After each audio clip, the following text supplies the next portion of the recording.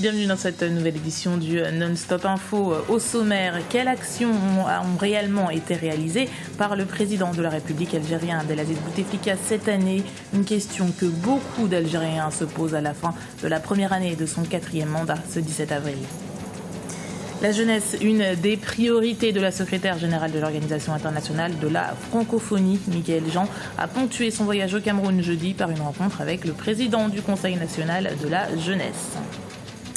Litige commercial ou décision illégale. Le 11 avril, un avion d'une compagnie aérienne a été saisi pour le compte d'un homme d'affaires congolais. Pour ce dernier, le transporteur lui doit 70 millions d'euros, ce que réfute totalement Equatorial Congo Airlines. Mais d'abord, les votes sont clos au Soudan après un scrutin présidentiel prolongé à 4 jours. Seule une poignée de bureaux de vote seront ouverts jusqu'à samedi dans la région du Darfour Nord. Selon les observateurs de l'Union africaine, les lieux de vote ont été très peu fréquentés. Au boycott de l'opposition s'ajoute le retrait de 2 candidats en lice ce jeudi. Ils ont dénoncé des irrégularités dans le scrutin. Un scrutin multipartite qui n'est que le 2e du genre depuis 1989, date d'arrivée au pouvoir du président sortant Omar El-Béchir. Le président algérien Abdelaziz Bouteflika boucle ce vendredi 17 avril la première année de son 4e mandat. Une année où le président algérien s'est fait particulièrement discret, ce qui amène les Algériens à s'interroger sur la réalité du pouvoir à la tête de l'État. Kekeli Afetou. Qui détient le pouvoir en Algérie?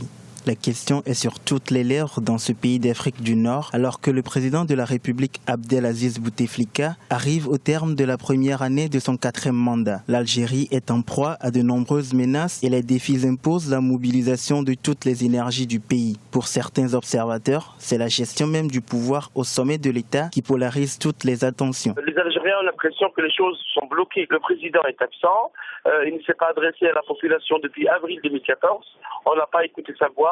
Il ne se déplace pas à l'intérieur du pays, il n'a réuni que 2 fois le Conseil des ministres, il ne se déplace pas à l'étranger.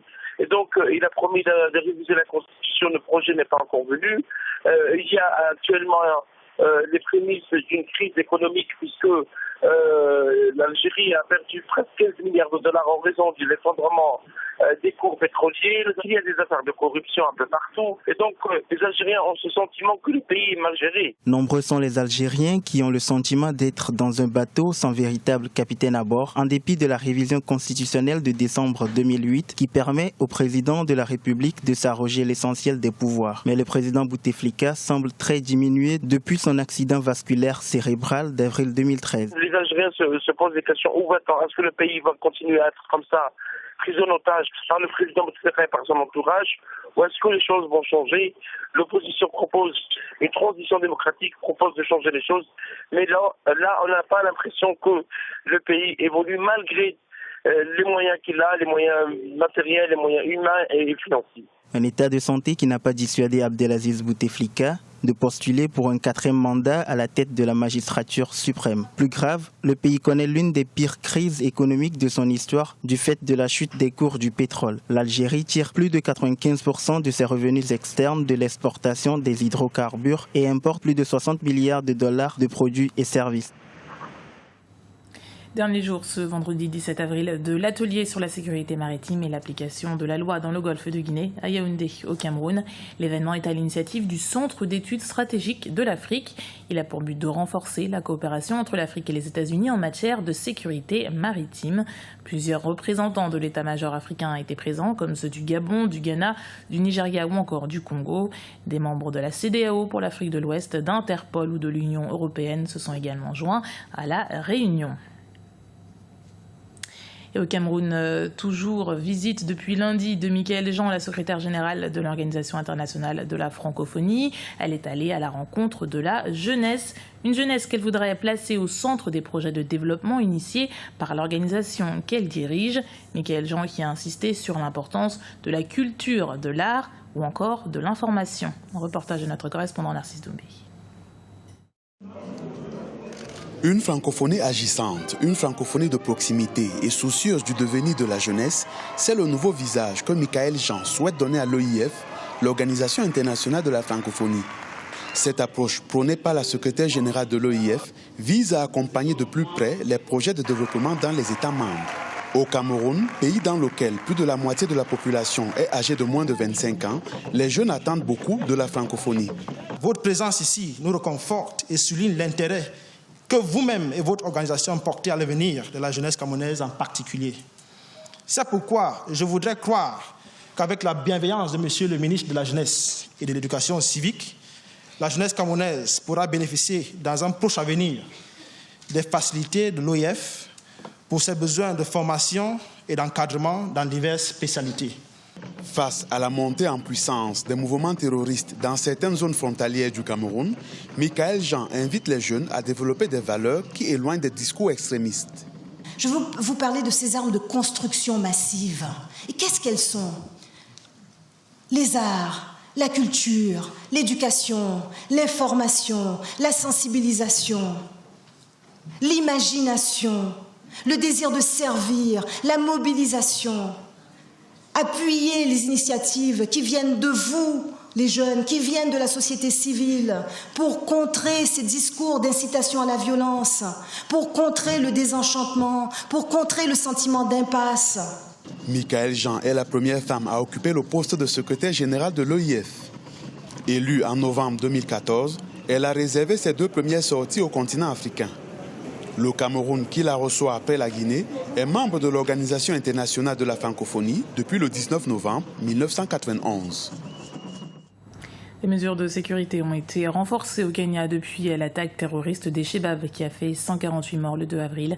La police antiterroriste kenyane traque les auteurs de cette attaque. 6 suspects ont déjà été arrêtés. Kekeli Afeto.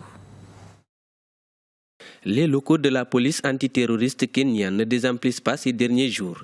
Des responsables d'organisations et de simples personnes soupçonnées de soutenir les Shebab font des va-et-vient afin d'apporter des éclairages sur leurs activités.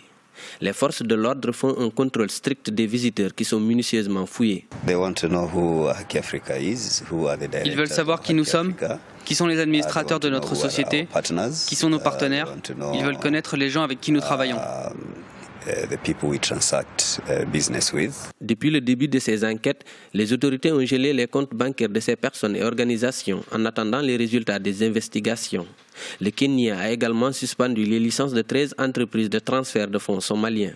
Le gouverneur de la Banque centrale de Somalie s'est saisi de l'affaire. Il estime que le gel des comptes des sociétés de transfert d'argent va avoir de graves incidents sur la communauté somalienne du Kenya. Ces mesures auront de graves conséquences sur la vie des Somaliens qui vivent au Kenya. Le montant des opérations de transfert d'argent vers le Kenya est énorme. De nombreux Somaliens au Kenya comptent financièrement sur leurs parents basés à l'étranger. Pour sa part, la Commission des droits de l'homme du Kenya s'interroge sur la façon dont la liste des financiers présumés a été compilée.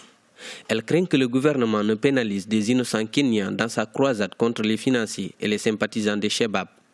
Le chef de la police du Kenya devrait se pencher sur la question vendredi. Voilà, et un sujet de notre correspondant Ibrahima Djoumaba. Un Boeing 757 de la compagnie aérienne équatoriale Congo Airlines a été saisi ce 11 avril à Paris dans le cadre d'un litige commercial opposant un homme d'affaires à l'État congolais. La compagnie aérienne dénonce, elle, une décision illégale. Elle entend obtenir réparation ainsi qu'une main levée. Kekeli Afeto.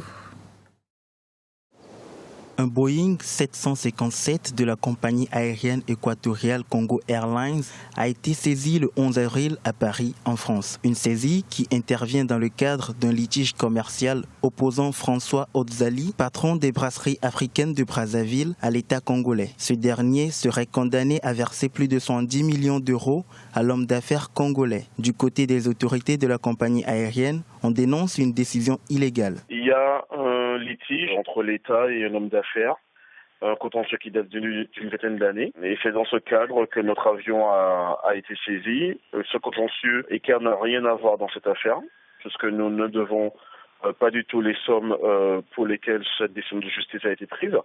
Donc c'est dans ce cadre que nous considérons que la saisie est illégale. Inaugurée en 2011, Equatorial Congo Airlines est la compagnie aérienne nationale de la République du Congo. Avec un capital social de 100 millions de francs CFA, Equair s'est imposé dans le paysage aérien national et international. L'opérateur aérien entend mettre tout en œuvre pour trouver une issue à cette affaire. Nous considérons cette saisie comme illégale parce qu'en fait, il s'agit d'une décision de justice d'une affaire qui concerne des tiers, qui ne concerne pas du tout Eker. Notre Boeing 757-200 qui était à l'aéroport Roissy-Charles de Gaulle a été saisi.